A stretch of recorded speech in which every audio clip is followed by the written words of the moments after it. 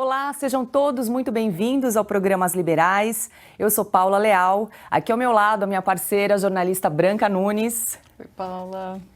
E hoje o nosso programa recebe como convidada a diretora-geral do Centro Universitário Belas Artes para um papo que vai envolver muita arte, educação e empreendedorismo. Patrícia Cardim. Seja muito bem-vinda, Patrícia. Obrigada, Paula. Obrigada, Branca, por me receber. Bem-vinda. Prazer. Seja bem-vinda. Bom, e para você que nos acompanha, já sabe, você que ainda não é assinante da Revista Oeste, é só apontar o seu celular para esse QR Code que está aparecendo aqui na tela. Com a assinatura, você vai ter acesso a todo o conteúdo exclusivo da Revista Oeste.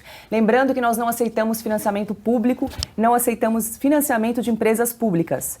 Por isso, a sua assinatura é muito importante para que a gente continue a produzir um conteúdo de qualidade e um jornalismo independente. Também não esqueça de se inscrever no nosso canal no YouTube da Revista Oeste e ativar as notificações. Bom, dado o recado, Patrícia, mais uma vez, seja bem-vinda. E para quem não te conhece, queria que você contasse um pouquinho da tua trajetória. Você é a quarta geração da família à frente da Belas Artes. Começou a trabalhar aos 15 anos. E queria saber como é que é trabalhar numa empresa familiar, se você sempre se imaginou trabalhando com ele, se houve alguma pressão da família ou se foi um caminho aí natural. Bom, a Belas Artes é de 1925, uma empresa quase centenária e da família. Mas ninguém da família recebeu assim de mãos dadas nenhum cargo. A gente sempre aprendeu, desde acho que me conheço por gente, que essa família trabalha para essa empresa e não a empresa trabalha para a família. Então, eu comecei a trabalhar lá com 15 anos porque eu amava o ambiente, eu frequentava a biblioteca, na época a gente não tinha internet, né? Tenho 40 anos, então a biblioteca era assim, um lugar onde eu ia fazer meus trabalhos de escola e tal. E um dia eu pedi para o meu pai, deixa eu trabalhar aqui. Ele nem queria, ele falou, não, mas o que você quer fazer? Vai atrapalhar tal. Não, mas deixa eu trabalhar. E aí ele me deixou trabalhar na secretaria, foi onde eu comecei, fiquei um ano lá, mexendo em arquivos antigos da Belas Artes, da década de 30, 40, reorganizando documentos. Então, assim, uma espécie de arquivista, fiquei arquivando durante um ano, depois eu pedi para ir para o financeiro, depois para a contabilidade, e assim foi, eu passei por quase todos os departamentos da Belas Artes, até meus 26 anos, quando eu já tinha um cargo que não queria dizer nada, chamava assessor institucional, e ele só falava assim, e dava assim esse suporte, eu era muito chão de fábrica, eu ficava o tempo todo rodando a Belas Artes e muito em contato com os professores, e aí quando eu tinha 26 anos, ele ficou doente, meu pai, ficou muito doente. E os médicos falaram, olha, ele tem 1 ano de vida, Patrícia, já que você é a única filha, e nós somos em 4, que trabalha, e era um médico amigo da família, é melhor você organizar a casa, porque ele não vai viver, é um câncer muito agressivo, e a gente precisa estar preparado. Bom, eu vesti aquilo, né? Assim, a família teve que falar de perda, de morte, de sucessão. A família teve conversas muito complicadas que tiveram que acontecer ali, se preparar. E eu tenho, assim, a felicidade de até hoje ter ele como mentor. Ele está super vivo, ele está super bem. Ele fez mais de 10 anos de químio, um tratamento pesado, o que me deu, assim, um espaço no forceps para aprender muito, para descentralizar as coisas da Belas Artes, que a gestão dele era aquela gestão mais centralizada, de profissionalizar a empresa e de assumir de vez a direção geral, apesar de eu permanecer prestando contas a ele diariamente. Trabalhar numa empresa familiar tem isso. Você ele tem ainda que... hoje Eu estava em reunião com ele hoje de manhã, prestando contas, como eu faço semanalmente, dos resultados, principalmente qualidade de ensino. Ele gasta assim, horas conversando comigo sobre metodologia, sobre resultado dos alunos, sobre empregabilidade e muito menos sobre resultado financeiro. É um educador, um idealista, que me ensinou também a ser uma ativista da educação, os valores da educação. E eu, enfim, trabalhar com família é isso. Hoje a única pessoa que trabalha da família, além dele, de filhos, sou eu. Então foi uma sucessão que foi acontecendo de forma orgânica. E o que você acha que mudou assim na sua vida? Porque você cresceu no meio da educação e das artes, né? Uhum. O que isso mudou assim? Você acha que... Eu nem sei como é que é a vida sem isso, Branca, porque eu vivi essa vida. Eu vivi dentro de uma faculdade. Eu vivi, acho que eu tive um privilégio de nascer numa família que vive dentro de uma instituição de arte, onde de fato se vive a diversidade. Não essa diversidade midiática, que tenta ser forçada e promovida. Não, uma instituição de arte tem uma teórica que ela diz o seguinte: fique próximo dos artistas, eles sabem sobre o futuro sem saber como. E é muito isso. Quando você vive no meio dos artistas, eles estão sempre a um movimento à frente da sociedade, seja ele um movimento comportamental, de vestuário, de tendências de mercado. E quando você vira uma antena disso, começa a perceber, você fica muito aberta a lidar com pessoas. E a Belas Artes, ela nasceu filantrópica também. Então, apesar dela ter uma mensalidade bastante alta para o mercado brasileiro, ela tem mais de 1.000 alunos bolsistas que têm que comprovar a carência. Então, tem alunos, eu já tive que ajudar alunos nossos que moravam na rua, literalmente. Então, a gente tem uma diversidade dentro do campus que é um presente para a minha vida como pessoa. Porque aí você cresce, né? Convivendo com todos os tipos de gente. Mas essas bolsas, vocês que financiam ou vocês têm investidores? Não, nós financiamos porque a Belas Artes tem selo de filantropia, o SEBAS. Então, nós temos incentivo fiscal e 20% do faturamento sempre é revertido em bolsa, desde que a Belas Artes foi fundada. Ela tem isso. Gabriela, quando você começou, você fala que teve algumas dificuldades, né? Uma que você tinha 26 anos e o cara de menina. Outra porque Continua. Outra porque era filha do dono. E também uma dificuldade de conciliar a vida profissional da família. O que foi o mais difícil nisso? O mais difícil... Bom, quando falaram, você vai perder seu pai, e ele era, assim, para mim, uma figura, e é ainda, mas, assim, eu bebia daquela fonte o dia inteiro, né, e acompanhava ele, então eu aprendia vivendo com ele. Eu falei, eu preciso dar um neto para ele também. Porque minhas irmãs também não tinham filhos, ninguém tinha filho. Eu falei, meu Deus, ele tem que ser avô, ele tem que ser avô. Então, ao mesmo tempo que eu estava querendo ocupar aquele lugar para cuidar dessa empresa da família, que eu sabia que para ele também era um filho e que era tão importante, eu queria também fazer um filho para dar um neto para ele. Então, eu fui fazendo tudo ao mesmo tempo. Claro que eu amei ser mãe, estava no meu plano ser mãe, mas acho que eu não teria me empurrado para isso naquele momento se não fosse essa questão da saúde dele. E aí eu também fiquei com dificuldade de engravidar, quer dizer, veio tudo ao mesmo tempo. Mas eu fui enfrentando, fui tirando da frente. Fiz 2 filhos lindos, não tive licença maternidade. E assim, a empresa, apesar de eu ser filha dele, eu trabalhei lá desde muito cedo e sempre fui uma pessoa de bastidores, de literalmente fazer o trabalho. Então eu não tive esse problema com funcionários, com uma gestão, foi muito orgânico, foi acontecendo. Eu estava lá, né? Todo mundo me conhecia. E aí fui fazendo filhos, e fui trabalhando, e as coisas vão se ajeitando, né? As coisas vão se ajeitando. Tem horas que tem um pico, mas depois, se você tem um foco, uma meta, e no final eu queria estar lá, eu queria manter viva essa empresa, e uma empresa de ensino de excelência, no momento que o Brasil estava passando por uma transformação, que eram esses grandes grupos abrindo frente, né, para a educação de massa, educação superior, um FIES rodando, e aquelas vagas todas sem qualidade. Então, a Belas Artes sempre teve muito claro, nós vamos manter a qualidade, o serviço de excelência, a prestação de serviço ao aluno.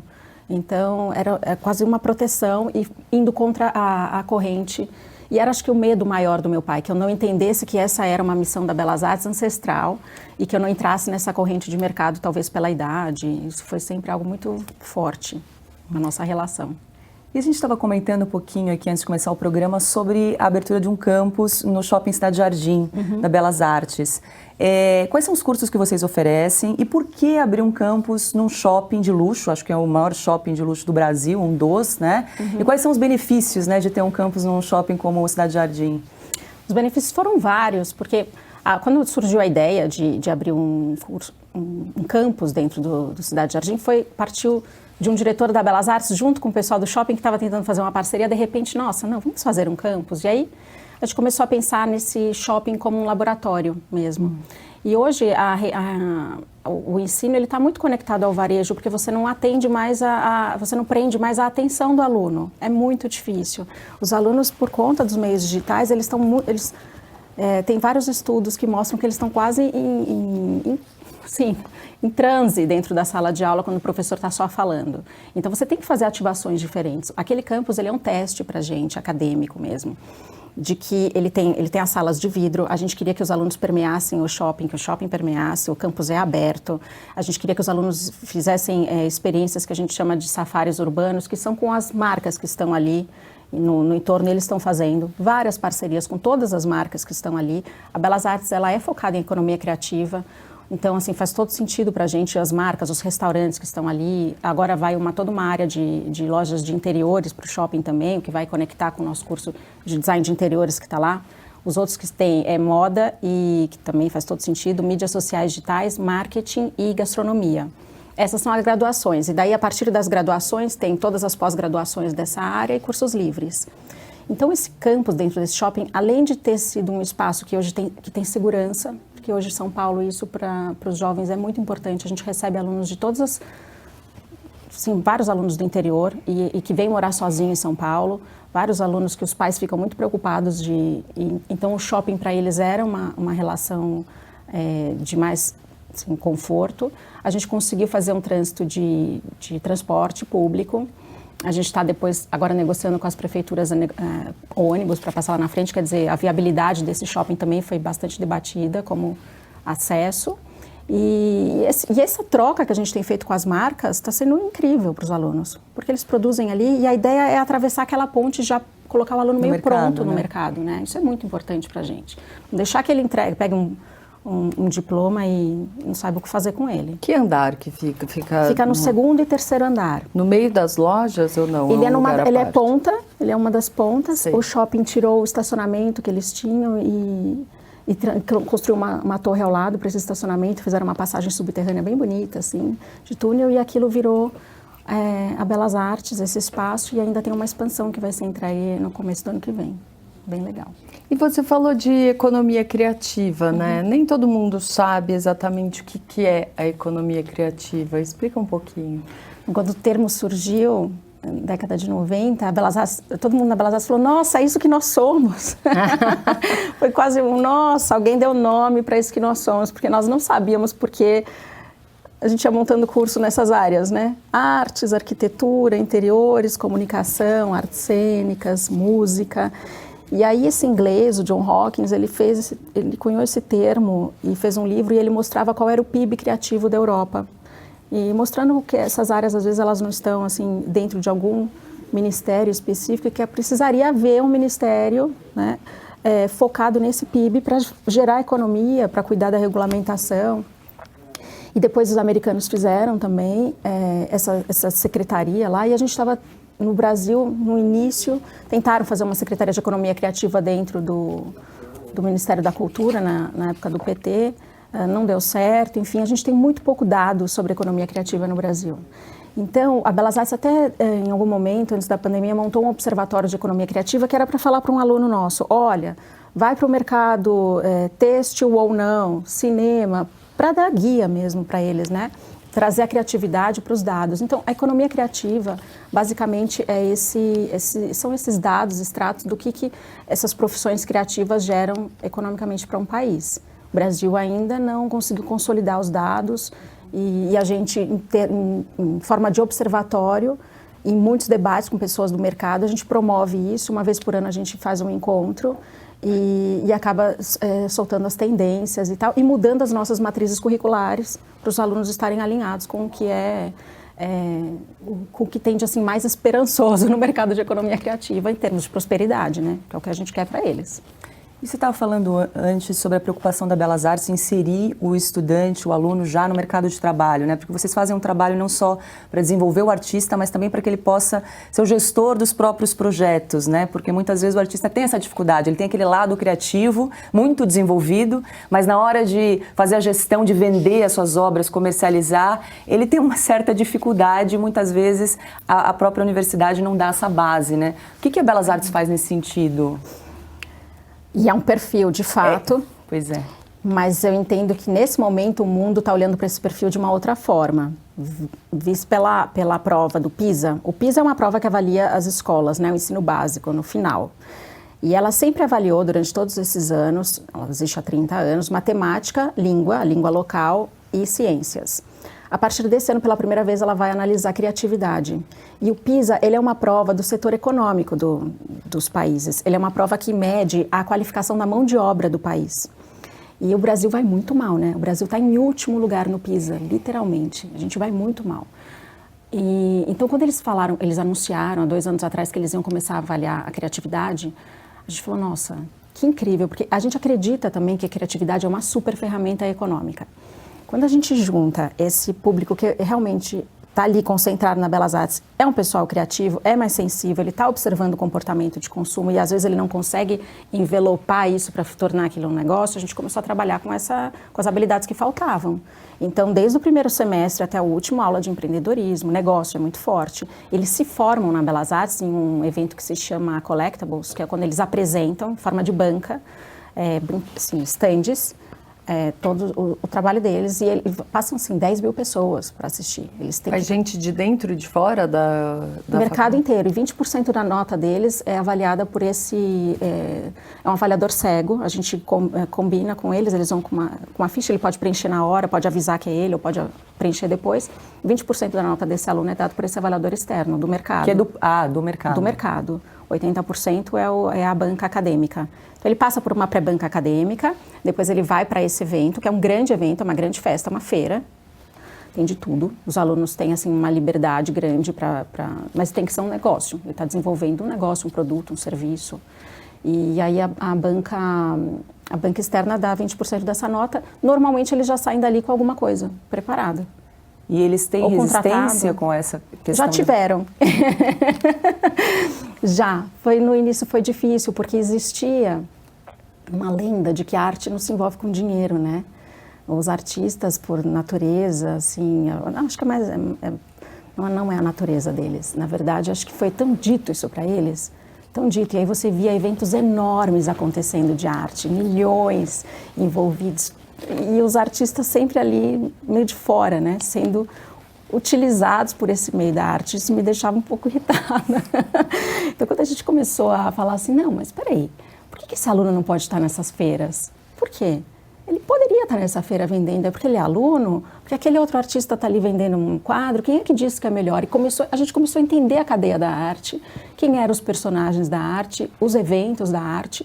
E a Belas Artes fez um grande investimento nesse início mesmo de mudança de paradigma, tanto em mudança de docentes, mesmo acadêmica, de estratégia, quanto de participação nas feiras, colocando os alunos para vender.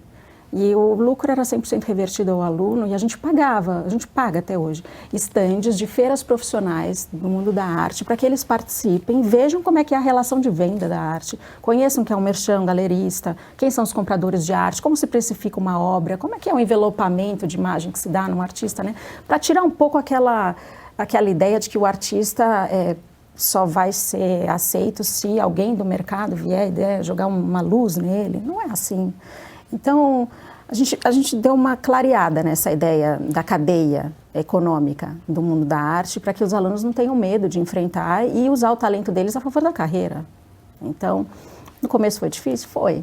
Até hoje, com as feiras, eu tenho que explicar, isso é muito do Brasil, porque as feiras internacionais, a gente participa de várias, é muito mais fácil. Já existe aquele local para os novos, para os universitários, porque não existe esse problema. Aqui não, no Brasil a gente ainda tem que explicar que o aluno não está indo lá para ser concorrente das galerias ou dos... Não, ele está indo lá para ter uma experiência e que essa é a forma do país ir arejando os novos artistas. E então, normalmente, fora do Brasil a gente não investe quase nada em termos de espaço, porque a gente ganha, e dentro do Brasil é mais difícil. E o que mudou desde que você assumiu? Tanto na Belas Artes quanto no mundo das artes. Mudou aonde? Na Belas Artes? Porque quando você assumiu, eu vi uma entrevista tua, você dizia que era um ambiente ainda um pouco masculino demais, sisudo. Eu não sei se isso deu marejada, acredito que sim, né? O ambiente acadêmico, administrativo acadêmico, a gestão de universidades, normalmente eram de homens. Hoje em dia tem várias reitoras, várias diretoras gerais, e acho que isso não foi algo só da Belas Artes. A sisudez do ambiente acadêmico, ainda existe, eu acho que ela tem que ser mantida, a hierarquia de um ambiente acadêmico. Nós somos extremamente conservadores na hora de avaliar os alunos, na hierarquia presente em sala de aula. É óbvio que as metodologias mudaram, mas você ainda sente que você está dentro de um ambiente acadêmico onde o respeito tem que, né, ele tem que permear ali as relações e o professor comanda o ambiente, isso é fato. O que eu acho que eu trouxe que era uma inquietação minha para dentro da Belas Artes, foi essa questão de mercado mesmo. Porque o mundo e a Belas Artes, o primeiro curso da Belas Artes é o Artes Visuais. Apesar de hoje ela ter mais de 30 cursos de graduação, o curso de Artes Visuais ele é um norte para a gente. E ele é o mais simbólico do mundo criativo, né? Porque é o cara que vai fazer uma performance, ele vai vender uma performance talvez, ele vai fazer uma videoarte, uma instalação. Então, é o mais difícil de você tornar um negócio prático.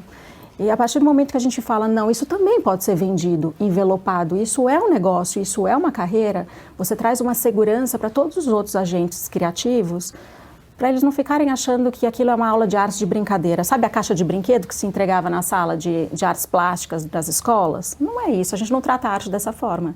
A gente trata como um grande negócio. E quando você trata como um grande negócio, a gente começa a mostrar para os alunos, olha, um comportamento assim, completamente inadequado não vai ser aceito numa feira. Os artistas não podem absolutamente tudo. Você tem que falar com quem você está comercializando naquele momento. Então, existem os teóricos da arte que não estão preocupados em vender, existem. E a gente tem, assim, equilíbrio. Mas a arte é um grande negócio. Então, acho que foi essa a minha maior contribuição. Foi quebrar um pouco essa ponte e trazer essas pessoas. E às vezes de forma muito ingênua, eu falava, mas eu não estou entendendo porque esse artista vende por tanto, e esse meu aluno que faz uma coisa incrível, que eu acho incrível, enfim, não pode vender. Pois é, quem é que define esse mercado de arte hoje em dia, Patrícia? Quem diz que é arte, o que vale 10 milhões, e aí o que você vale... tem as pessoas da arte e as marcas de arte, então os críticos, os merchants, os galeristas. E o que a gente entendeu é que se eu não me aproximasse e abrisse assim, as portas, então a gente tem hoje semanalmente leitura de portfólio dos alunos feita por galeristas. Então eles olham o portfólio, quer dizer, é uma forma deles se aproximarem. Fazia muito parte da minha ingenuidade pensar assim, mas espera, o meu aluno está fazendo uma coisa tão bacana quanto, por que não? E essas portas foram se abrindo. Hoje em dia existem vários canais, vários mecanismos, mas precisou uma alteração de matriz curricular para o aluno saber também como se comportar como um artista que merecesse o olhar daquele curador, daquele galerista, quais eram como você trabalhar, né, o indivíduo, porque eu acho que teve algum momento acadêmico que a coisa ficou tão assim generalizada. Eu entrava em exposições de alunos da Belas Artes, era tudo meio parecido. E aí você pensava de forma assim, imediata. É muito a mão do professor, então. Hoje em dia, quando eu entro numa exposição de alunos da Belas Artes, tem uma linguagem diferente da outra. Eles estão comunicando, cada um, o seu pensamento crítico. Isso me dá um alívio, porque eu sei que apesar de ter uma metodologia, um plano de ensino claro, a gente está conseguindo aproveitar a individualidade de cada aluno. E isso para a economia criativa é o mais importante, que você mantenha a individualidade daquele ser criativo. Então, são esses parâmetros que a gente vai vendo na arte. E quando eles sabem ainda precificar e tem uma carreira pensada, nossa, aí eu fico em êxtase. Patrícia, e nesse mercado de arte, o tal do NFT, para você explicar, o mercado que no ano passado movimentou mais de 20 bilhões de dólares, né? O token não fungível. Eu já li várias coisas a respeito, mas confesso que eu tenho dificuldade de entender. Queria que você explicasse o que é isso e como a Belas Artes tem se adaptado a essas novas tecnologias e essas novas tendências aí do mercado de artes, né? Bom, quando você é instituição de ensino, você tem que estar à frente e, às vezes, arriscando em temas que eu não sei se é o que vai dar certo. Então, eu não sou aquela pessoa que vai falar, nossa, compre NFT, vai dar tudo certo, ponha seu dinheiro lá, pelo amor de Deus. Não sei. Mas a gente está ensinado, está dentro das disciplinas já, plano de ensino, todos os cursos têm falado de NFT. A Belas Artes tem um plano de montar um grande portal com os NFTs dos alunos, porque a gente já tem um portfólio dos alunos digital, assim, de forma massiva, 1 milhão de imagens. Então, o que vai ser transformado em NFT ou não? Mas explica o que é. O NFT, ele é uma arte digital. Feita digitalmente, é digital. Ela não existe. Agora, o que os colecionadores vão fazer com isso, eu ainda não sei. Eu conheço colecionadores de performance. Performance, que para mim é mais ainda o intangível do que NFT. E tem vários colecionadores no mundo de performance. Como se coleciona Então você cria uma performance? performance, a pessoa compra os direitos autorais dela. Às vezes é para replicar ou não, ou porque ela não quer que seja replicada. Então, o NFT, eu não sei qual vai ser a usabilidade disso. E também eu conheço muitos colecionadores de arte que não colecionam para expor. Tem uma relação um pouco de paixão. O colecionismo, ele não é assim tão fácil de explicar. E o NFT é isso. Acho que algumas marcas vão usar para... Tem marcas usando isso de forma muito feliz, né? Para se posicionar com essa geração que tem falado muito de NFT. Então, tem vários alunos nossos já criando projetos específicos de NFT, como teve também até 2 anos atrás, e ainda tem bastante, mas que era uma novidade, a imersão. Muitos alunos fizeram instalações imersivas, eles fazem muita coisa imersiva, apesar do mercado também não ser ainda um mercado tão estabelecido, porque a tecnologia não acompanhou a produção do que eles são capazes, né? Então, a gente não é todo mundo que tem o óculos, que tem óculos com velocidade suficiente para passar os filmes, mas os alunos produzem muita imersão. Então, acho que a universidade ela tem que fazer isso, ela tem que jogar lá para frente, para também que puxe esse mercado, mas as coisas caminham um pouco mais devagar na realidade, né? Na realidade, eu não sei ainda o que vai ser do NFT no Brasil ou no mundo, e tem muita gente pondo muito dinheiro. Então, eles têm feito muita coisa, fato. Eles têm feito muita produção, mesmo porque eles já fazem. Então, o que a gente fez foi explicar para eles como é que se transformava numa carteira digital, quem são os agentes necessários para fazer a mediação do dinheiro, né? Como é que você transporta o dinheiro para lá, para cá.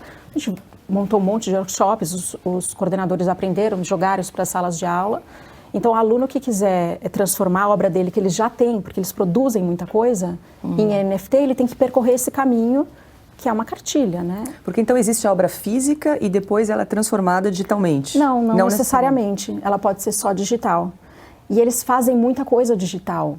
Então, eles já fazem muito. Assim, curso de moda, todos os alunos acabam fazendo estamparia em algum momento. É uma obra digital.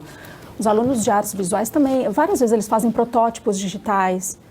Eles fazem imagens digitais, eles vêm já com esses softwares, tá? Então, a paixão pela tela, pela tinta, assim, ela continua igual? Eu tenho alunos que pintam hiperrealismo, assim, que parece que ele nasceu há 200 anos atrás, de forma incrível. Luiz Scanuella, assim, eu sou fã de um aluno recém-formado nosso. E tem outros que pintam hiperrealismo de uma maneira, assim, clássica, escultura clássica. Nós não abrimos mão das técnicas tradicionais, porque a gente acha que a fonte clássica, ela tem que... Bom, nós somos uma instituição de 100 anos, então assim, a gente acredita no clássico. O clássico é a base de tudo. Depois, eles podem... a arte contemporânea, ela tem que vir depois de muita absorção do clássico. Depois. E o que é o ArtBee? ArtBee foi o seguinte...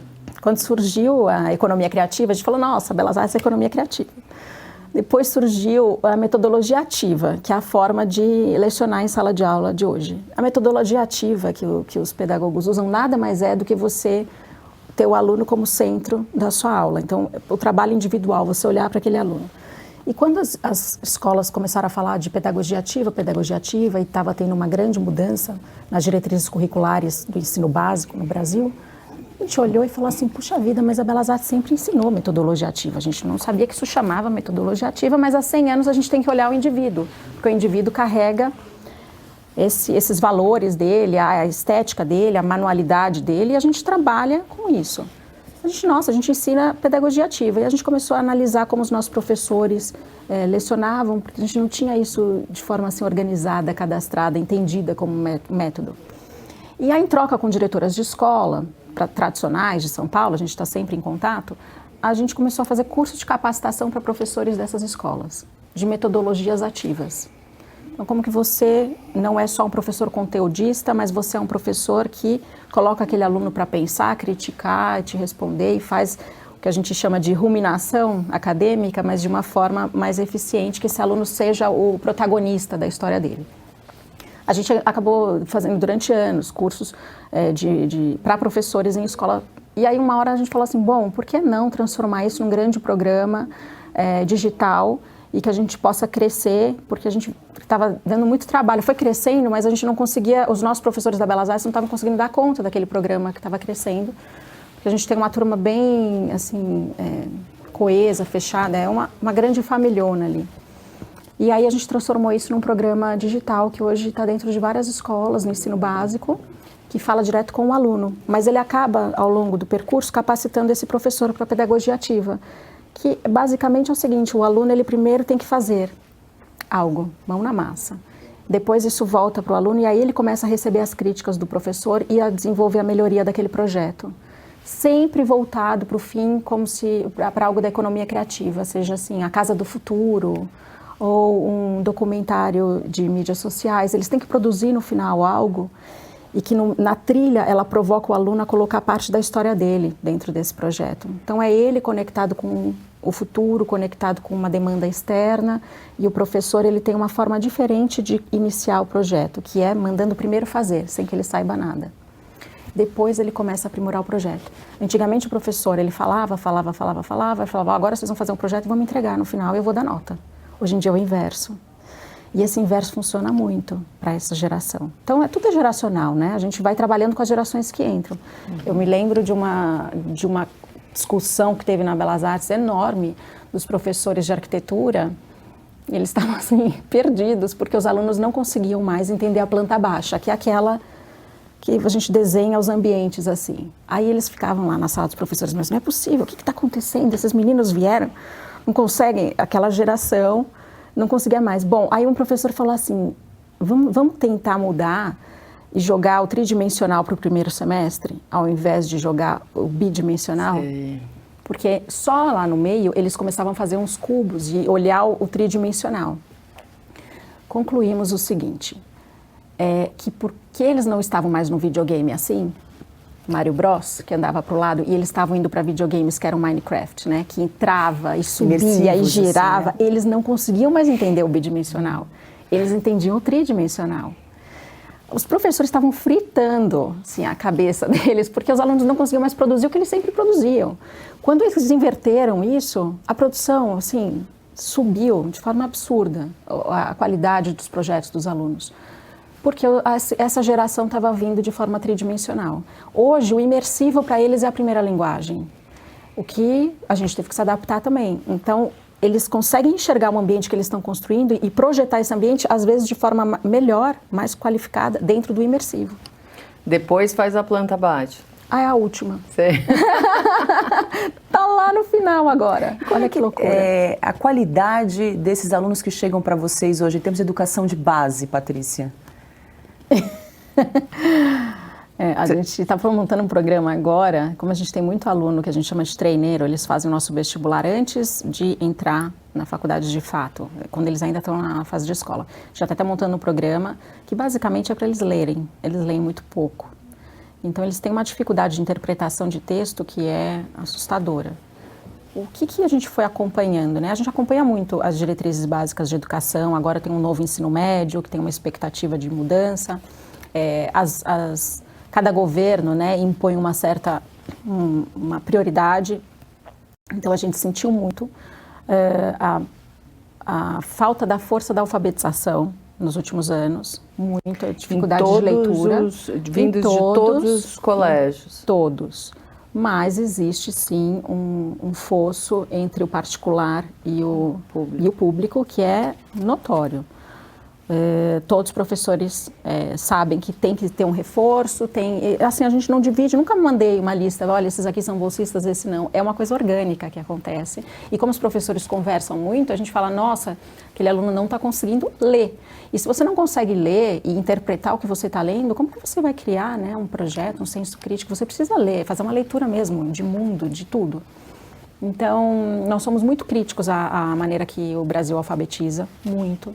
Muito. Nós somos assim, não entendemos porque eu acho que é uma questão muito doída. Quem está olhando de fora e é um técnico da educação, quando você conversa com vários pedagogos, eles ficam todo mundo perplexo. Por que a gente não alfabetiza, né, os brasileiros até os 7 anos de idade, como quase todos os outros países do mundo? A gente não faz isso. E a conta de não fazer isso fica para o resto da vida. E então a faculdade sente, sim. O que você acha que falta? É o método. É o método. Eu acho que bom, acho que ninguém está satisfeito. Todo mundo sabe que está ruim. Tem o PISA aí para provar. E esse ano a gente vai fazer parte, pela primeira vez, de uma prova que é a prova de alfabetização mesmo, que se chama PIRLS. Que o governo nunca conseguiu colocar o Brasil, porque é uma briga política. E esse ano conseguiu, colocou. A Secretaria de Alfabetização do MEC colocou o Brasil nessa prova. E a gente vai ver o tamanho da encrenca, que todo mundo já sabe. Mas aí a gente vai entender... no meio do caminho e não só no PISA, o que a gente está fazendo com as nossas crianças. O resto do mundo, já, assim, a neuroaprendizagem já falou que você tem que ensinar o método fonético. Ele é o que funciona. No Brasil, a gente usa o alfabético e com uma mistura de... É um ato político. Explica rapidinho só a diferença, porque nem todo mundo sabe. Eu nem sou uma expert no assunto, mas a diferença, basicamente, você ensina o aluno a decorar o A, B, C, D, E, F, o alfabeto, que é o que a gente faz no Brasil, e o outro você ensina os sons da junção das letras. E isso para o cérebro, tem vários estudos que mostram as imagens, é uma outra forma de você absorver. E isso até os 7 anos, que tem uma plasticidade cerebral, é muito importante. Você está dando ali uma rampa de acesso ao todo conhecimento do mundo para essa criança. Para o resto da vida, você cria ali um espaço de aprendizagem que, se você não fizer naquele momento, ele está perdido. E no Brasil, a pedagogia ela foi tratada de forma política. Aliás, Paulo Freire falava isso. A educação é um ato político. Eu acho que a educação é um ato científico, é um ato matemático. Técnico, ele tem método, tem técnica. Ele não é um ato político. Então, a pedagogia toda do Brasil, ele tá formatado dessa forma. É muito triste, é muito triste. Eu fiz assim um esforço e hoje eu fico nessa divisão entre... Eu sei que as escolas particulares brasileiras, elas dão um jeito de ensinar esse outro método. Mas a pública ela não consegue, porque ela recebe uma cartilha pronta, com professores mal formados, então é muito triste. Ontem mesmo eu estava numa escola pública discutindo isso com uma diretora, porque é um assunto que me interessa muito, porque eu vejo que está aí o caminho para o Brasil, resolver a alfabetização. E o que você sentiu, se você sentiu diferença, os alunos, né, os professores, dos alunos anteriores à pandemia e esses que se formaram durante a pandemia, né? Ou que pegaram os últimos anos na pandemia? Questão comportamental, né, Branca? A gente está passando por isso. Primeira semana de agosto, a Belas Artes vai fazer um seminário de integração docente, só baseado na questão emocional do aluno e como a gente pode instrumentalizar os professores a anteciparem alguns movimentos. Eu perdi alunos na pandemia e não foram de Covid. Eles tiraram a própria vida e isso, todas as universidades, todas as faculdades, eu mantive contato com mantenedores assim, do Brasil inteiro, aconteceu. E eu sei que existe assim, uma corrente que fala não podemos falar desse assunto, mas eu acho que ele passou do ponto da gente não falar. A gente tem que enfrentar e a gente tem que criar esses grupos de atenção dentro das escolas e das faculdades para que a gente evite que fique pior ainda. As escolas acharam... O que aconteceu na pandemia foi muito triste, né, em termos de educação no Brasil. Não aconteceu em lugar nenhum no mundo. Eu fui forjada dentro da família a entender que a educação é linha de frente e é essencial. Nunca pensei que uma faculdade ou uma escola fecharia. Quando começou a pandemia, a primeira coisa era assim, bom, estou pronta. Qual vai ser o nosso papel? Vamos transformar isso em hospital? A gente vai atender aquela coisa meio guerra, sabe? Vamos embora, somos nós. A gente tem que estar junto. E aí não, escola não pode abrir, faculdade não pode abrir, vocês têm que ficar fechado. E em uma semana, eu falando com os professores, a gente precisa, esses alunos não vão ficar bem em casa. Eles não vão ficar bem em casa. Então, a gente montou um programa. Eu tive professores visitando alunos em casa, a gente estava em contato com as famílias, a gente gerou pesquisas socioemocionais com eles o tempo todo. A gente estava medindo o que estava acontecendo com os alunos em termos de comportamento. Mas eu entrei numa luta, aí como pessoa, para abrir as escolas. A gente precisava abrir as escolas, porque depois que eu tenho filhos, 2. em época de alfabetização. Eu comecei a viver aquele drama com eles, que eu também não sabia alfabetizá-los. Qual série eles estão? Eles agora têm 7, 8 anos, então estava na primeira e segunda série. Eu vivi esse drama, daí eu falava, gente, mas a escola particular não vai abrir? E aí vi que tinha os órgãos sanitários, estavam muito politizados, enfim. As faculdades, elas no Brasil são 90% particulares, né? Então as faculdades particulares, assim, teve esses dois momentos diferentes. Elas não abriram por quê? Porque a operação dela fechada era muito mais barata. Então as faculdades não queriam abrir. Os professores não queriam ir, eles se posicionaram junto com o sindicato de forma muito contundente, nós não vamos trabalhar. E os alunos também gostaram daquela coisa, apesar de agora vir a conta, eles não fizeram grandes movimentos para que abrissem as faculdades. As escolas foi um pouco diferente. Muitos mantenedores menores estavam quebrando, porque os pais transferiram para a pública, então alguns mantenedores queriam sim abrir. Os professores não queriam voltar de jeito nenhum, e a rede pública é muito maior, é o inverso do ensino superior, é 85% é público. Então, a força dos mantenedores da particular era muito pequena para abrir. E a gente começou a entender o seguinte, quem era o agente que faltava para forçar uma abertura de escolas? Eram os pais de aluno, porque você não tinha força de mantenedores, o agente público, os políticos estavam lá nessa encrenca toda pensando em um monte de coisa.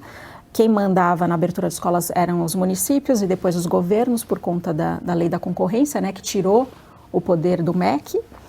E aí a gente montou, eu acabei fazendo parte de um posso falar dele, né? Claro, por favor. De um grupo de mães, que na verdade é uma organização da sociedade civil, que se chama Escolas Abertas, com um esforço enorme, jurídico, administrativo, de advocacy, né? Que daí a gente entendeu que chamava advocacy e brigar com políticos, literalmente, para que as escolas fossem abertas. E aí quando a gente começou a entender o drama do que estava acontecendo, eram as crianças violentadas, passando fome. A escola não é um lugar só de aprender, né? A escola é um local de proteção da infância. Então, aí eu via governadores falando assim, não, porque os índices de violência doméstica ou de infância caíram. Eu falava, bom, porque as escolas são as que denunciam. Então, pararam de denunciar, porque elas não estavam mais vendo essa criança. E aí você via taxa de crianças assim em hospital. Coisa horrorosa. E não era de Covid. A gente sabia desde o início, né? As pesquisas estavam mostrando, e inclusive o resto do mundo abriu as escolas. Os países ficaram muito pouco fechados, muito pouco. O Brasil bateu o recorde mundial. E foi um esforço político para manter as escolas fechadas, foi um esforço local. São Paulo foi muito forte para manter as escolas fechadas, as organizações sindicais. E a gente teve uma perda aí de 2 anos, porque depois quando voltou com rodízio, voltou umas coisas malucas de alfabetização. Você teve os filhos na fase de alfabetização, né? Você viu? Mas olha como é, assim, eu tinha na minha casa os meus 2 e tinha a filha da pessoa que trabalha comigo, a Juju. Eu falava, a Juju vai me inspirar, porque os meus filhos eu comecei, põe aula disso, faz Kumon, faz não sei o que estava acontecendo, outras atividades. E aí a Juju falava, o que eu faço com a Juju, o que eu faço com a Juju? Bom, Juju também, coloquei e alfabetizei Juju. Daí eu falava, bom, como é que... Aí eu acompanhava o que era a escola da Juju, que tem a idade da minha filha exatamente, o que eles estavam promovendo. O governo fez um centro de mídia, que era quase um telecurso, grupos de WhatsApp, um celular na mão de uma mãe que saía para trabalhar. E aí eu fiz muita provocação às feministas na época, né? Eu tinha muitos grupos de CEOs feministas. Eu falava, e aí? Vocês não têm filho? Vocês não têm... Vamos lá, a gente precisa abrir essas escolas, me ajuda, gente. Os canais de comunicação.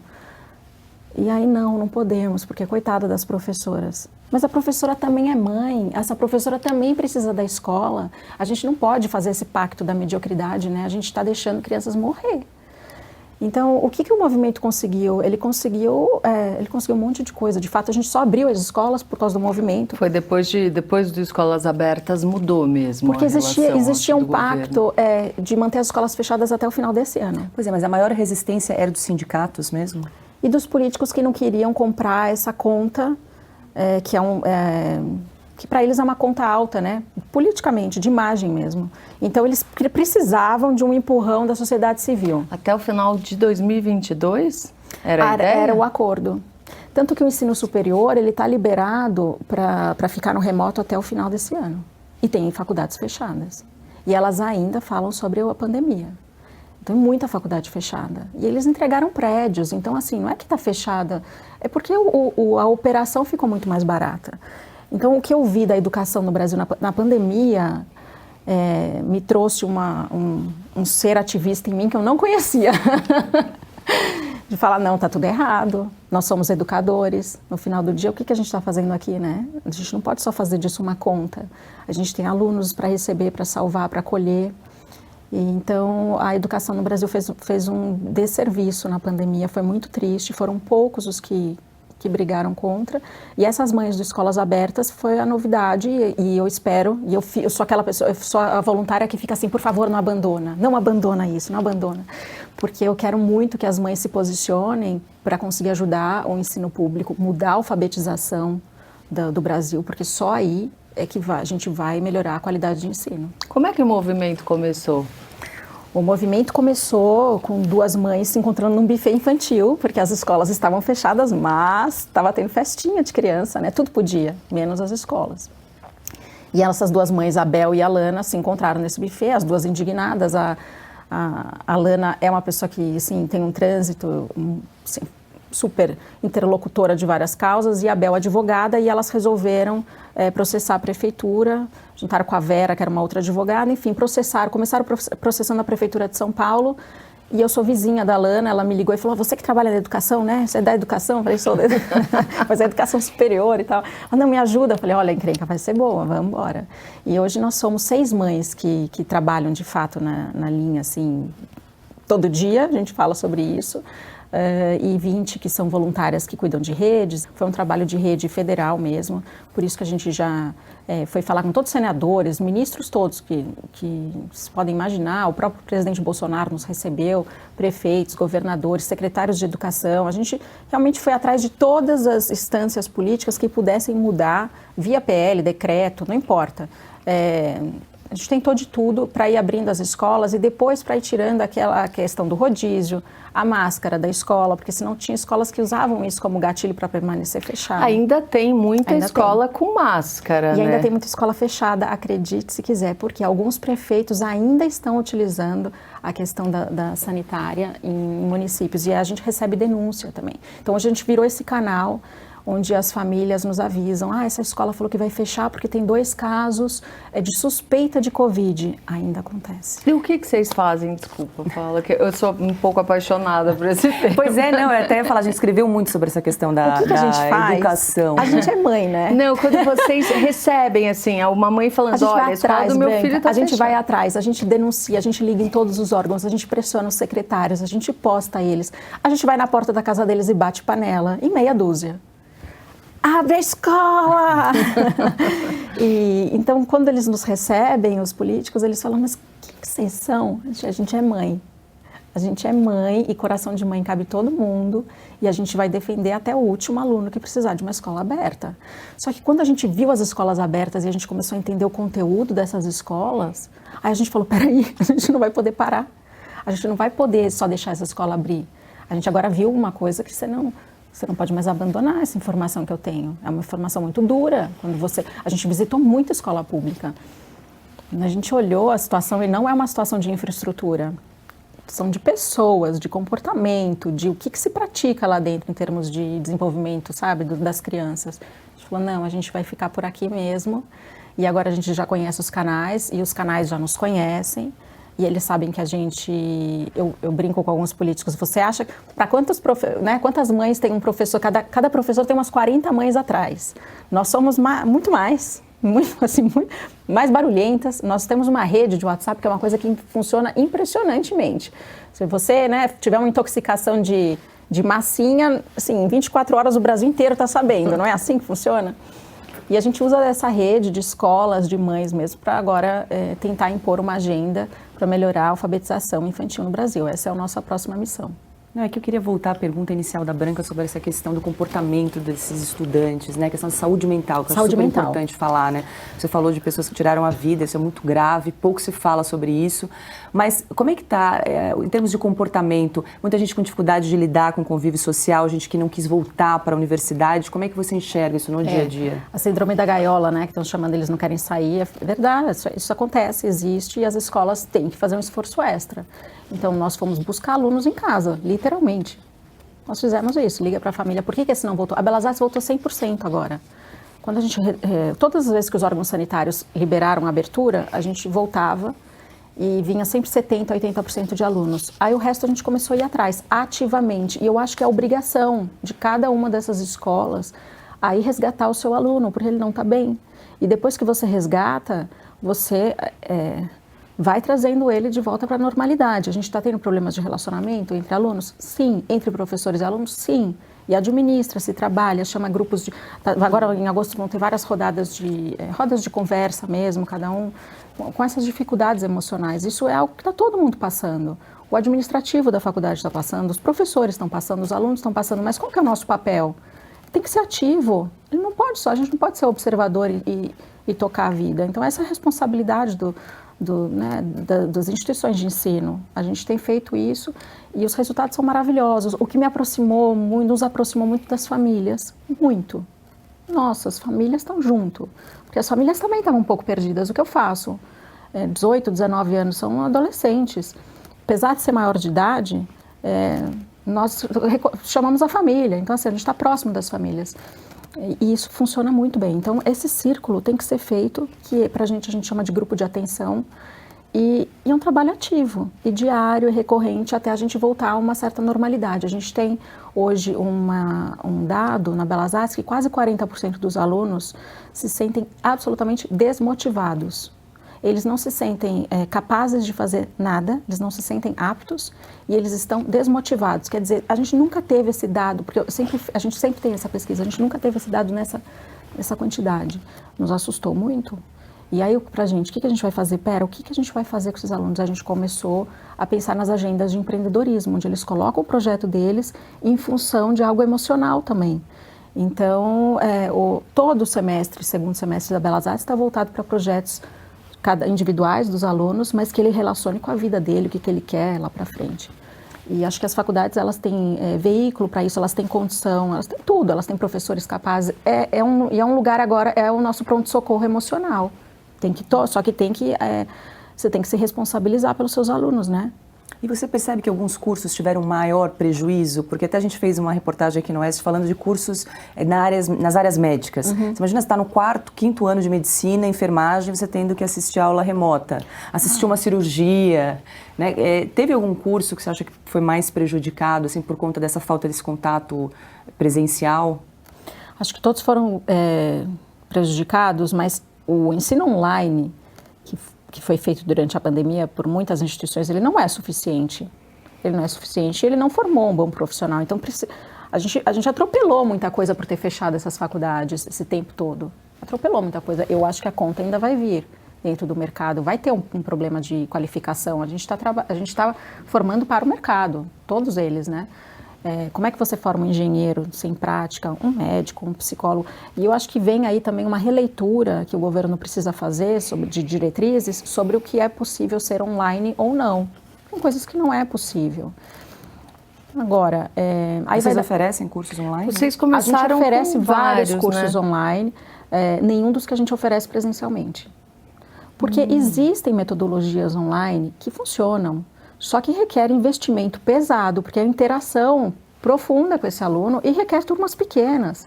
Porque esse aluno do online, talvez ele precise desse curso online pelo modelo de vida, ou pessoas que ficam transitando entre cidades, ou que moram em outra cidade e quer fazer Belas Artes, não importa. Existe um aluno que ele é apto comportamentalmente para o online, que ele tem iniciativa, ele acorda, ele faz. Não é um perfil do presencial que você joga para o remoto e vai funcionar. Não, é diferente o tipo de contrato que ele faz com você em termos de comportamento. Agora, existem metodologias para isso. O que aconteceu no Brasil com o FIES, com a expansão de FIES, quando o governo abriu o FIES de forma ampla, o que os grupos educacionais fizeram? Eles criaram muitas vagas online, que basicamente é um PowerPoint, não é nada. É uma bobagem. O aluno passa por aquilo, ele recebia a verba do governo e o aluno ganhava diploma. Estava todo mundo quieto e feliz, e não qualificado e não formado. Mas ele tinha um diploma na mão.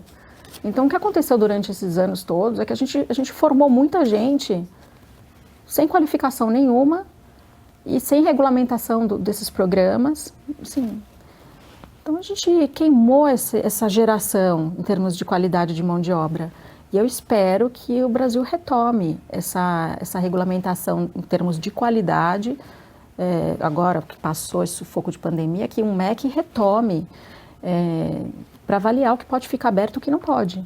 Porque apesar de ser um mercado particular, o governo ele tem que fazer essa regulamentação e fazer essa avaliação. Que tipo de curso vocês dão online? Que você acha que Administração, a própria pedagogia, tem vários encontros. A Belas Artes sempre tem alguns encontros presenciais, tá? A gente não mantém o 100% online. E vários eventos que são ao vivo, que as pessoas podem interagir, mas para a gente isso é importante. Várias de área de marketing, secretariado, história, vários cursos que são cursos bem teóricos. Entendi. Aí a gente acha que você consegue prestar esse serviço de interação digital sem prejudicar o aluno. E você que está muito em feiras, né, acompanhando esse universo, quais são as maiores novidades aí desse mercado digital, de design? Faz tempo que eu não vou numa feira. Não, é que elas voltaram agora, né? Então, assim, a Belas Artes sempre participou do South by Southwest, por exemplo, que são feiras que acabam trazendo para a gente as novidades, né? De wearables, os alunos de moda fazem muita coisa, por exemplo, de fibras, que são fibras inteligentes. Isso, acho que a gente tem um caminhar de tecnologia aí que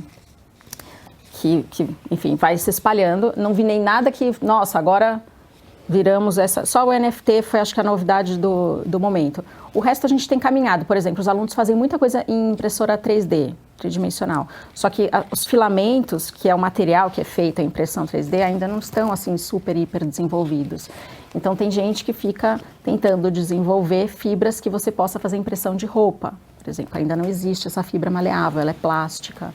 Então, fica no detalhe do detalhe dessas feiras, que muitas vezes, e eu, de verdade, nunca consigo acompanhar tudo. Graças a Deus, eu tenho um corpo docente que se espalha nas feiras, e daí eles trazem isso para dentro dos cursos, porque são várias áreas, mas está sempre na tecnologia pontual de algum processo. Daí eu vejo lá o que eles produzem no final, nesse grande evento que a gente chama de collectibles. Por exemplo, eu tive uma aluna que conseguiu fazer uma forma de captar aparas de cerâmica de dente, odontológica, para criar revestimento para prédio.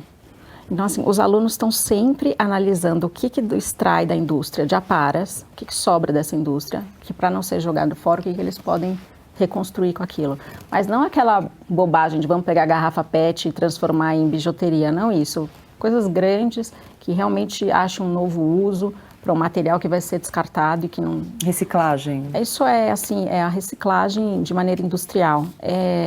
Acho que essa é a grande missão dessa nova geração, e eles têm investido muito tempo em pesquisa sobre isso, muito. E a moda consciente? O que é moda consciente? É difícil eu pegar um aluno hoje que faz uma coleção nova, viu? Assim, quero fazer um desfile. É bem difícil. É raro. Os alunos hoje em dia querem transformar coisas já existentes, com reuso de fibras, assim, de indústria têxtil, ou wearables mesmo, de forma assim, então você vai criar uma camiseta que mede a temperatura do teu corpo, que vai te dar aquelas que são os wearables, né? Para que servem as vestimentas em termos de tecnologia. É muito raro você pegar um aluno que quer fazer uma coleção. Hoje eles estão todos, eles já vêm dentro do software deles com a moda consciente. Eles não acham que faz mais sentido você criar uma saia. Tudo bem que eles entendem que isso é uma indústria que vai vender muita roupa ainda, que tem que acontecer e tal, e eles estão preparados para isso, para fazer estilismo, mas não é mais o foco. Hoje o grande foco é resolver questões grandes, de tingimento. Uma aluna de moda, ela se formou, antes da pandemia, ela achou um feijão da Camil, ela leu num jornal, um feijão que criou um mofo, e era um lote gigante desse feijão que ia ser perdido. E ela pediu um pouco desse feijão, e ela fez um teste que esse feijão tingia igual ao denim, só que sem poluir. Então ela vendeu essa patente para uma indústria, quer dizer, uma aluna de moda, que criou um tingimento que não poluía. Se isso vai depois ser, de fato, assim, tornar grande, não sei, mas essa é a preocupação deles hoje em dia. A preocupação deles é sempre com a sustentabilidade. Já vem é ótimo, né? Já vem, é estimulado, a gente quer mesmo que eles pensem qual que é o papel deles nesse mundo, como é que eles né, não podem olhar só para para o umbigo deles, mas assim, qual que é a tua parte nesse mundo e para a indústria mesmo, de forma grandiosa. E como é que você vê o estímulo às artes e à cultura nesse país, Patrícia? Teve uma brecada, né, assim, e eu acho que ela foi necessária. Eu faço assim com as questões políticas, né, eu gosto de ir na fonte primária, e eu gosto de ler, eu vou ler o decreto, o PL, fico acompanhando TV Senado, eu fico assistindo votações de 8 horas. Então, assim, eu vejo os movimentos que acontecem e eu fico muito tranquila em expor as minhas opiniões sobre as áreas onde eu tenho interesse, que é educação e cultura. Eu acho que aconteceu esse break de Lei Rouanet e esse reenquadramento com o Ministério da Cultura, porque eu acho que não estava bom do jeito que estava. Eu nunca vi um projeto, seja os projetos mais interessantes de alunos nossos, de novos artistas que deveriam ser impulsionados, que tem todas as condições técnicas de atender a Lei Rouanet, ser atendido pela Lei Rouanet. A Lei Rouanet, e eu já ao mesmo tempo, já recebi vários projetos que vieram de incentivo da Lei Rouanet dentro da Belas Artes, porque ocupavam o espaço, né? A gente empresta o espaço para alguma grande exposição e tal.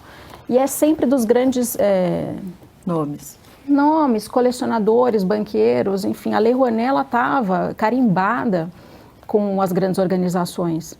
Eu acho que ela não servia de fomento mesmo à cultura que precisa espalhar pelo Brasil, que é da nossa manualidade, da nossa ancestralidade, dos novos artistas, das novas potências. Eu acho que a Lei Rouanet, ela foi feita para isso, mas ela não era prática. Então, eu entendi a parada de duas formas. Uma, porque era necessária, você não vai ter uma exposição, te falei, né? Eu não ando indo em muita exposição, porque elas realmente pararam durante a pandemia e elas tinham que parar, então essa verba, teoricamente, foi realocada para as questões de sobrevivência. E a outra é que não estava bom do jeito que estava. Eu nunca incentivei pessoas da Belas Artes a buscar a Lei Rouanet, porque eu sabia que elas não iam conseguir nada. Eu sabia já quem conseguia. Então, eu imagino que precisa dar uma parada, reacordar os pontos.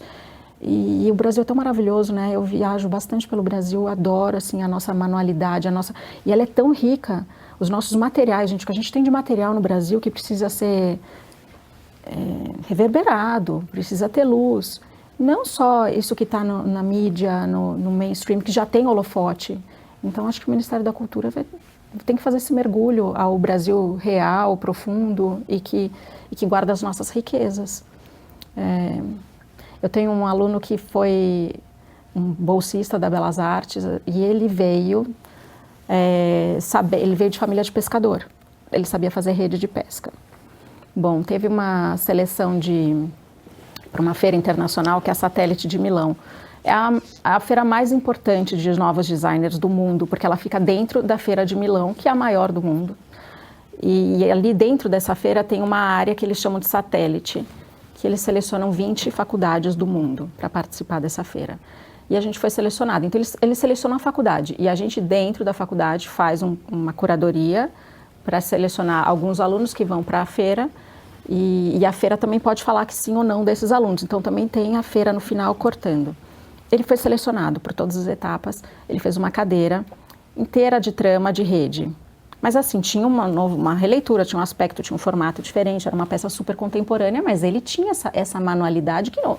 É raro eu ter um aluno que vem de uma família de pesca. Sim, era algo rico nele, né? Importante. E ele foi com essa peça para a Satélite de Milão. Ele foi convidado depois para uma universidade alemã a ficar um mês lá, ensinando todo mundo a fazer a trama. E esse menino está voando hoje, ele é um super designer. Então, eu acho que essa manualidade brasileira, com a nossa riqueza de material, é o que nos deixa com capacidade de expor nosso design. Made in Brasil. E não você pegar um artista que já está super bem colocado, com uma super produtora, não faz sentido. Aí é só repasse de verba sem função, né? Sem função de crescimento de Brasil. Você é paulistana, Patrícia? Sou. Onde que você nasceu? São Paulo, aqui mesmo. Por aqui. É. E qual é a memória que você tem de infância, assim? Bom, tenho várias, assim, mas se eu fosse que formou minha maneira de pensar, eu tenho Sim, eu queria ser bailarina. Aí minha mãe me explicou o que era a Rússia na época. Eu falei para ela que eu queria morar na Rússia. Pois lembro perfeitamente de eu chegar com uma camiseta do Che Guevara em casa. A conversa que minha mãe teve comigo sobre quem era Che Guevara. Então, eu acho que desde muito cedo eu tive uma fonte, não só de inspiração, mas de diálogo mesmo, que foi minha mãe e meu pai, foram, né, os dois, e que me explicaram um pouco dos valores do mundo. Então, apesar de eu estar dentro de um ambiente artístico, criativo, com muita gente que pensa de forma diferente, eu tive, assim, esse privilégio de conhecer as histórias, de ir a fundo nas histórias. Eu fui para a Floresta Amazônica outro dia, eu vi uma floresta conversando com as pessoas lá, que não é a floresta que eu vejo na mídia. Então, eu sempre falo da fonte primária. A fonte primária ela é importantíssima, ela é rica, né? E aí sim a gente pode ter senso crítico, analítico do que a gente está vendo no Brasil agora. O que você viu na Floresta Amazônica? Bom, eu vi floresta é? Eu vi uma floresta, acho que foi o local que mais me inspirou na vida. É muito poderosa aquela floresta, deu para entender por que o mundo olha para aquela floresta. É uma coisa grandiosa, né? E muito impactante. Agora, a população de lá, eu conheci uma família ribeirinha, passei um dia inteiro com eles, de um menino que falava 3 línguas lá. Assim, eles não tinham nada, eles não tinham geladeira, mas ele falava 3 línguas porque ele saía para ir para um local a ouvir curso online, onde tinha internet. E então eu encontrei ao mesmo tempo pessoas com uma sensibilidade ancestral, profunda, conectada com a natureza. Ela estava cuidando de um jacaré que estava machucado, mas ao mesmo tempo com uma fome de conhecimento externo também e com necessidade de infraestrutura que eu não imaginava da vontade. Então, assim, apesar dela querer estar lá, sim, essa família para mim foi muito simbólica. Eu quero estar aqui, esse meu papel de cuidar dessa natureza, desses bichos. Se a estrada chegar aqui para mim e a internet chegar e a tecnologia, nossa, vai ser tudo de bom. Então, são pessoas que merecem esse tipo de incentivo e de potência da vida contemporânea, e elas vão permanecer conectadas com aquilo que tem de mais precioso da Amazônia. Não vai se perder. Então, tem uma fala assim de que lá não pode. Não, lá tem que entrar tudo isso, porque essas famílias merecem isso, porque elas são potentes e elas têm um conhecimento local dos materiais, dos remédios que estão ali. Eu andei na floresta um dia, a gente andando na floresta, eu fui com filho, com pai, com mãe, todo mundo. E andava na floresta e chovia, então caía galho. E ele explicando pra gente todos os remédios que saíam dali, os produtos e tal. É uma coisa infinita, né? São possibilidades infinitas e eles têm um conhecimento que só quem está ali vivendo. Agora, imagina isso junto com a infraestrutura, com a tecnologia. Aí sim a gente toma conta dessa riqueza que é brasileira, que não pode deixar na mão de ninguém, é nossa. Patrícia, você falou que a pandemia despertou teu lado ativista. Você já pensou em entrar para a vida política? Não, mas eu sei bem o meu papel como ativista, sabe? A vida política não. Mas você sabe que eu conheci ao longo desses 2 anos vários políticos que eu perdi um pouco daquela ideia de que político rouba, político é tudo ruim. Não, eu conheci muita gente séria, muita gente indignada, muita gente assim que falava, não, peraí, não podemos deixar as crianças morrer, que é o óbvio, né? Você acha que vai escutar isso de todo mundo, não é todo mundo que pensa assim. Muita gente falou, não vou mexer nisso, não vou brigar com o professor. A gente falava, não, mas tem vários professores que querem retomar. Ao mesmo tempo, a parte boa foi conhecer esses canais e pessoas que realmente queriam tornar possível de forma legal. A gente precisava de decreto, precisava de PL, pessoas que viraram madrugada desenvolvendo textos com a gente, que abriram essa possibilidade de a gente estar junto desenvolvendo esses textos, querendo entender o problema para poder resolver e sem precisar de holofote. Então, foi muito legal. Então, essa indignação de alguns políticos me deu uma tranquilidade. Eu vi que tem muita gente boa. Eu não acho assim, preciso ir, porque não acho isso. Eu acho que já tem muita gente boa. A gente só precisa, como sociedade civil, dar força para essas pessoas. Então, esse movimento de sociedade civil, eu ouvi muita gente falando da política isso. Nossa, ainda bem que vocês apareceram, porque comprar essa briga sozinho não dá. Então, eu não imaginava que 6 mães batendo panela na porta de um político ia surtir o efeito que surtiu.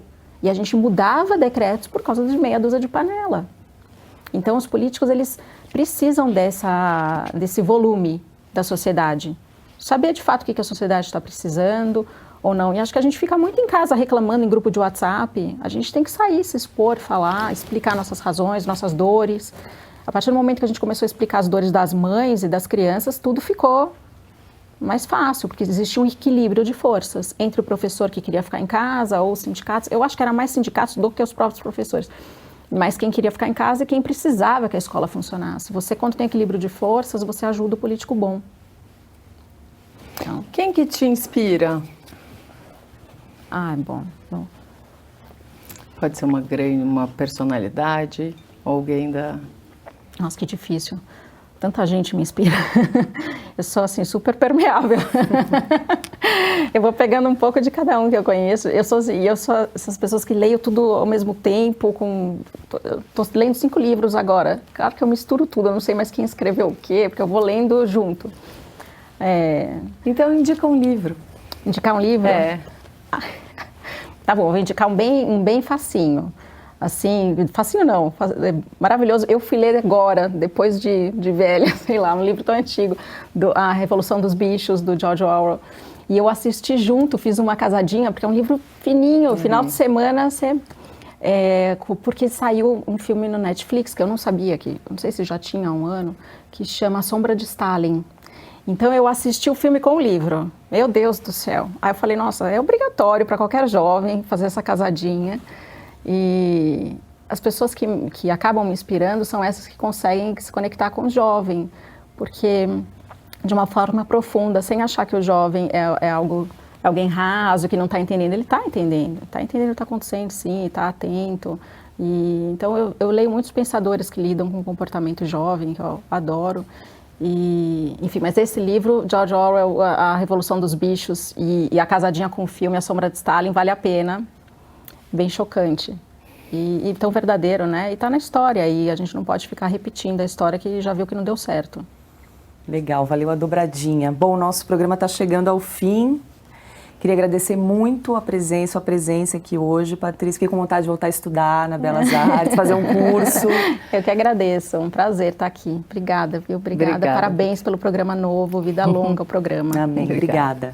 Obrigada, Branca, mais uma vez. E para você que nos acompanha, muito obrigada pela sua audiência e até a próxima semana. Não esqueça de se inscrever no nosso canal da Revista Oeste e se você ainda não é assinante, é só apontar o seu QR Code, o seu celular para esse QR Code que está aparecendo aqui na tela, para você se tornar um assinante aqui da Revista Oeste. Até a próxima semana e muito obrigada.